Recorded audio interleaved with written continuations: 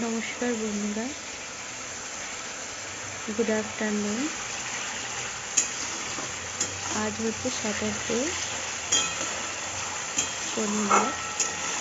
তো শনিবার আমরা নিরামিষ খাই, আর নিরামিষ দিনে খিচুড়িটা বেশ ভালোই লাগে, তাই আজকে একটু খিচুড়ি বানিয়ে ফেললাম। এই শীতের দিনে এমনিতে খিচুড়িটা খেতে বেশ ভালোই লাগে, আর নিরামিষ দিনে করলে তো কোনো কথাই না, তাই একটু খিচুড়ি রান্না করছিলাম। দেখো, এদিকে ডাল আর কড়াইশুঁটি দিয়ে দিয়েছি হচ্ছে, আর এদিকে কড়াইতে খিচুড়ির মশলাটা বানাচ্ছি। তো মশলাটা রেডি হয়ে গেছে, এবার সেটা খিচুড়িতে দিয়ে দেব, দিয়ে একটু মিশিয়ে নেব।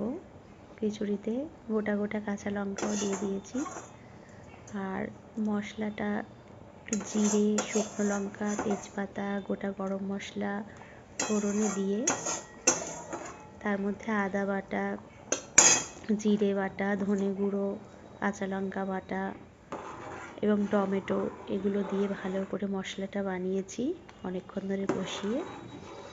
তো সেই মশলাটা খিচুড়ির চাল ডাল প্রায় হাফ সেদ্ধ হয়ে গেছে, তার মধ্যে মশলাটা দিয়ে দিলাম।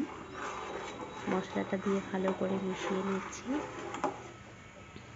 দেখো, খিচুড়ির সাথে আরও অনেক কিছুই করেছিলাম, যেমন বেগুন ভাজা, আলু ভাজা, পাঁপড় ভাজা, চাটনি। তো এগুলো আর দেখায়নি তোমাদের, এগুলো আছে বানানো। খিচুড়িটা দেখো প্রায় চাল ডাল সেদ্ধ হয়ে গেছে। এবার একটা ভাজা মশলা বানিয়ে রেখেছিলাম, সেটা দিয়ে দিলাম ওপর থেকে ছড়িয়ে। এবার মশলাটা একটু চামচে করে মিশিয়ে নেব। মেশানো হয়ে গেলে ঘিটা দেব, দিয়ে নামিয়ে নেব। খিচুড়ি প্রায় রেডি। দেখো, মশলাটা মিশিয়ে নিচ্ছি।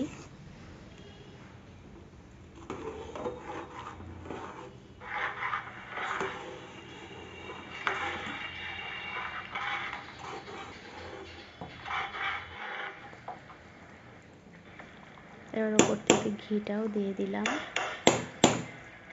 সবটাই প্রায় সিদ্ধ হয়ে গেছে, এবার নামানোর সময় তাই ওপর থেকে ঘিটা ছড়িয়ে দিলাম। ঘিটাও এবার একটু মিক্স করে নিচ্ছি খিচুড়ির সাথে। দেখো বন্ধুরা,